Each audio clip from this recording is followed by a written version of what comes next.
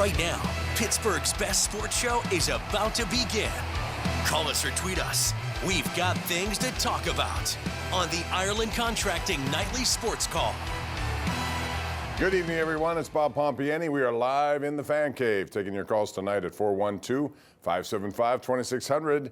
Let us know what you think about the events of the day, the week, the month, whatever you'd like to talk about is fair game with us. Joining us tonight again up at PM Team 93.7 The Fan is Chris Mueller. And Chris, we're approaching a couple of deadlines here. Number one, we have the free agent period in the NFL, which essentially begins on Monday with legal tampering, officially Wednesday. But it is a deadline for a team like the Steelers. We also have the NHL trade deadline, and it's going to be very interesting to see what the Penguins do. They're playing tonight, and you wonder if some of those guys on the ice are going to be with them. But let's start with the Steelers. So far, again, just speculation, but nothing's happened with regard to quarterback. And if they don't get something done before free agency, there is a good chance that they may not get anything done. Why do you think it's taken so long? I would imagine they are trying, at least I'm hoping, that they're trying to get something done with Justin Fields, and maybe he and his camp just don't want to lock themselves into the Steelers, want to see what's out there. It makes me think, though, Bob, the fact that nothing is actually getting done, it does make me a little bit reassured that, yes, their preference is Fields, not Wilson, because I actually think if they wanted Wilson to be their starter, they would already have something done. Because I really do not expect there to be a market that forms for him. I think they know in his case they would be negotiating against themselves.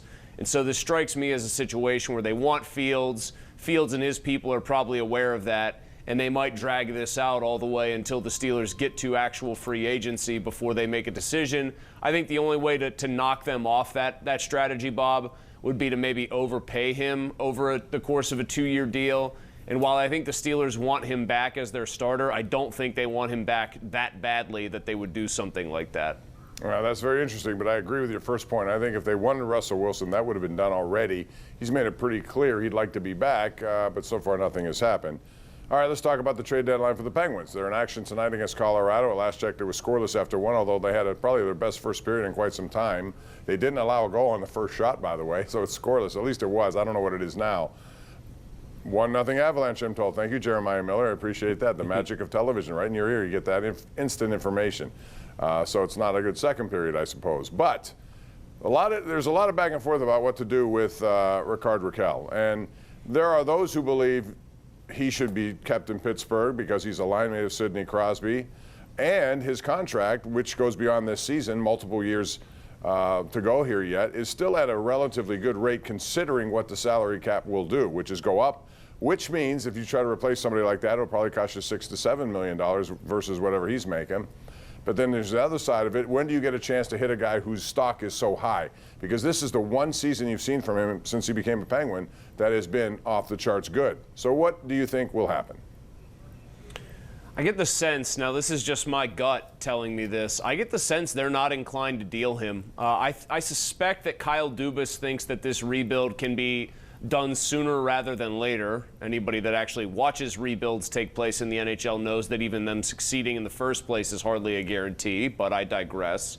I think they want to keep him around because I do think that they value what he brings. They probably figure he can actually have more years similar to this one because he will be playing on Crosby's wing. My gut tells me that they're going to keep him unless they get absolutely bowled over with an overpay. And in the seller's market that this is, there's a chance that could happen. I mean, if a team thinks they've got a shot and Rakell is sort of the difference between, hey, we might win a playoff series or we could win multiple playoff series, and somebody's willing to part with a first, maybe another pick, and then maybe a player, then I think you'd be doing general managerial malpractice if you're Kyle Dubas to not pull the trigger on that trade. But I do think he's going to have to get bowled over with an offer to actually move Rakell. In that Seth Jones trade, we talked about that last night a little bit, but Spencer Knight was the #1 pick of the Florida Panthers. They did that when they had a $10 million goaltender in Sergei Bobrovsky, but they valued him as one of the best goaltenders. Now, he hasn't really had that opportunity to show that he is that in Florida, so he was made available. I'm just curious your thought on, a team like the Penguins needing goaltenders. And if that was available to them, if some kind of deal could have been made, I don't know if they had what it took, they needed Seth Jones, whatever. But you know what I'm saying? If there's a way to get a goaltender somehow, some way, we saw it with Logan Thompson in Washington. Nice move by them to get him from Vegas. And this guy now, if he turns out to be what you think he is, I mean, that's a big plus for a young goaltender. Well, I do think the Penguins like Blomqvist. Miroshov? I think I'm going to butcher that name. I probably somehow managed to.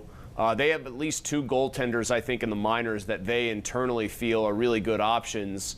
And I would rather just see them go with that and go with the 2 or 3 guys that they like in the minors who might be, really realistically a year or 2 away, rather than go and try to acquire another one. If you're trading Raquel and you want a player in return, I think even if it's a first and like a second round pick, and so it's a heavy toll that a team is paying to get him, the player that would also be coming back would be a skater if I had my way, and it would be somebody that's at least somewhat useful. I don't think if you're trying to get a player back in a Raquel deal, you should be looking for a goalie or just like a seat filler, so to speak. I think it has to be somebody with at least some potential for one reason or another. Ding, ding, ding. Just as you say that, Rickard Rakell has scored 29 goals. So he's in the lineup tonight. A lot of people would have thought, Chris, that because he was somebody who was being pursued potentially by a team, that they would not play him tonight. Why risk an injury for a deal that could be made?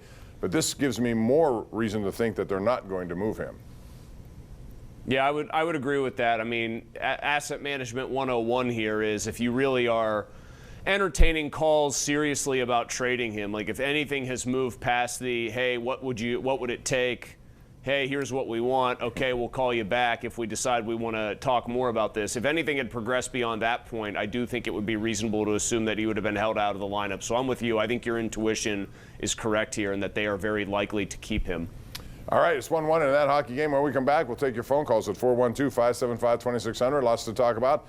A lot of wide receivers are now available. We'll get into that and what the Steelers should do there. We'll also get into the Pirates, who got pummeled again today, but I heard some of your show today. You had some good interviews on, Chris, as I was driving in, and some of those guys sound hopefully promising. So we'll get into that and more as we continue. This is the Ireland Contracting Nightly Sports Call. We're live on KDKA Plus and 93.7 The Fan.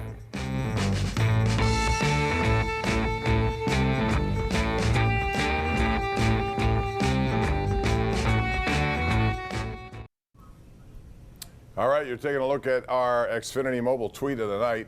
FanDuel Sports talks about a new deal here for Saquon Barkley. You rarely see this kind of a deal, but he got one today, which leads us into some NFL talk. And Chris, he just signed a big deal when he got there this year. It's very unusual, regardless of the kind of season that he had, which was terrific and almost historic in many ways, to see a guy get an extension like this, especially at the running back position, which has been devalued over the years. But man, you can't deny what he meant to them. And 2 more years at average over $20 million a year, 36 guaranteed. I didn't see that coming. Did you? I didn't. They also did it during the previous league year, which I'm sure has some sort of labyrinthine ramifications that I can only begin to comprehend because my small pea brain does not go on Spot Track every day and try to learn these things inside and out. I have people that tell me that stuff, Bob. I've got cap guys yeah, but I think who text you're pretty me smart. the relevant You can info. figure it out on your own.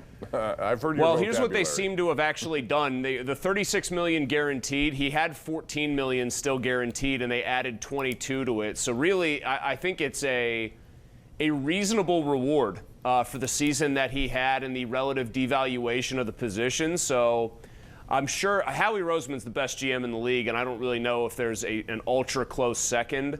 So I suspect he is very cognizant of what he's doing here.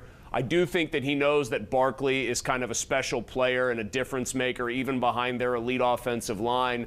I do think that you're going to see, though, Philadelphia treat, as crazy as this is, Zach Bond's an unrestricted free agent. He's just coming off a first-team All-Pro year. He was getting Defensive Player of the Year votes.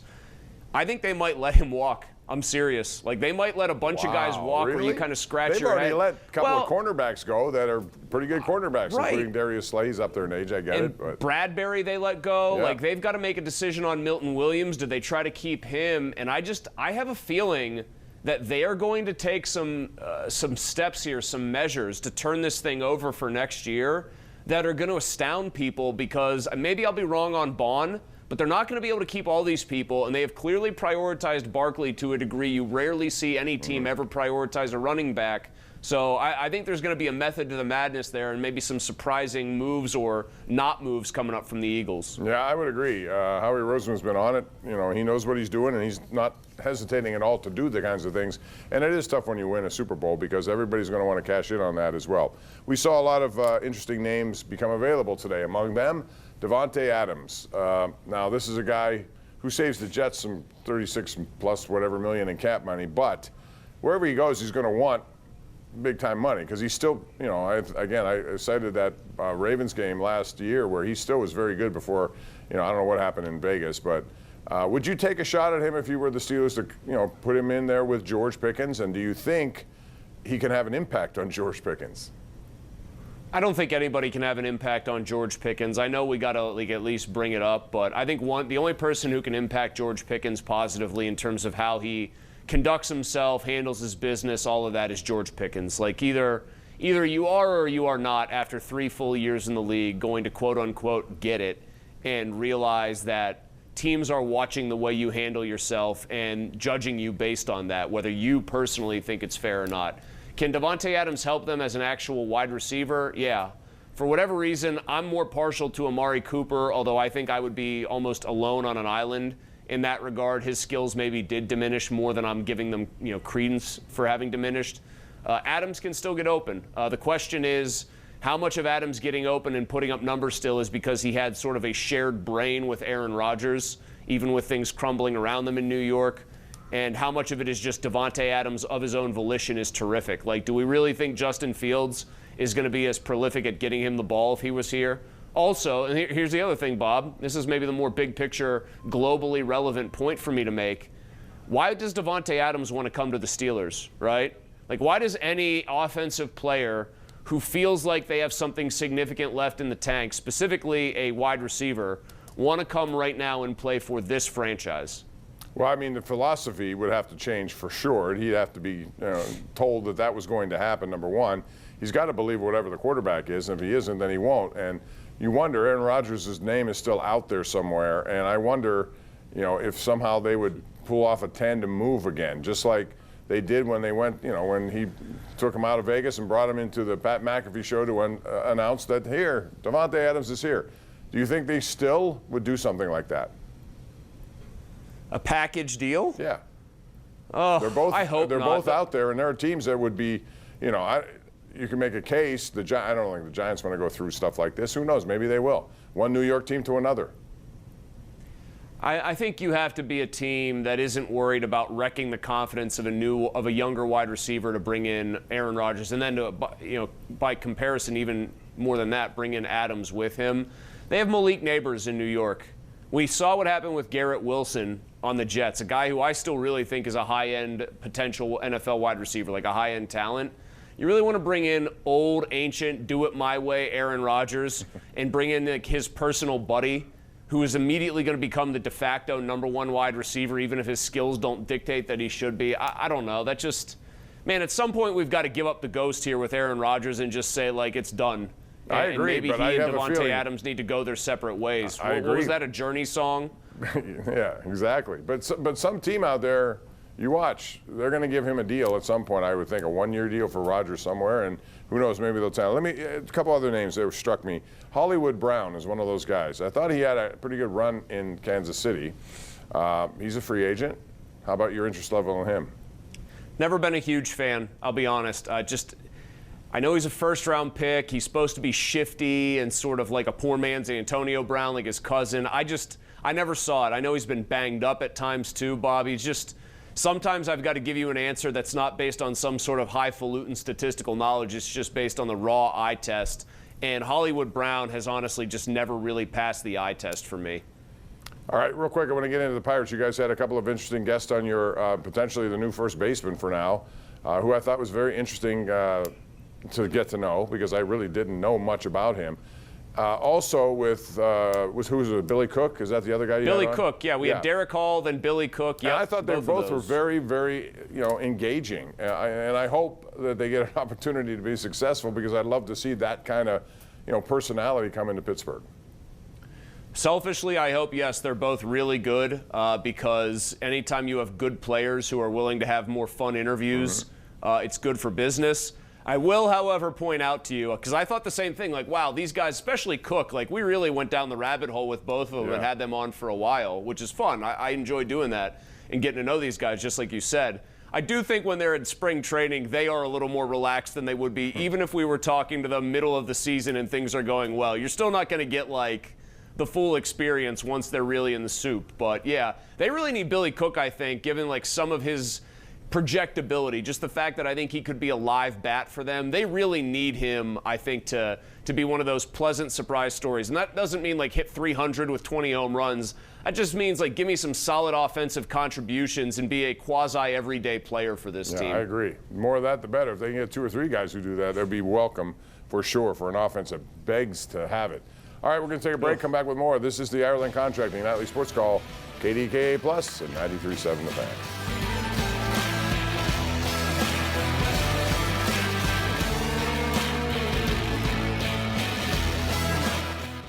The Nightly Sports Call is brought to you in part by Xfinity Mobile. Stream at full length on the go. Xfinity, bring on the good stuff. All right, March means madness, and that's the good stuff when it comes to basketball. Tonight, we found out that Wright State would be Robert Morris's opponent on Thursday. They beat IU Indy tonight. So that means Wright State's coming here. Now, there's pressure all of a sudden on a team that wasn't expected to do much. Robert Morris, they go from 10 wins to 23 in a conference championship in the regular season. So the question is it enough to get it done so they can win this tournament? The pressure, do you think it's going to ultimately lead to a loss in this tournament?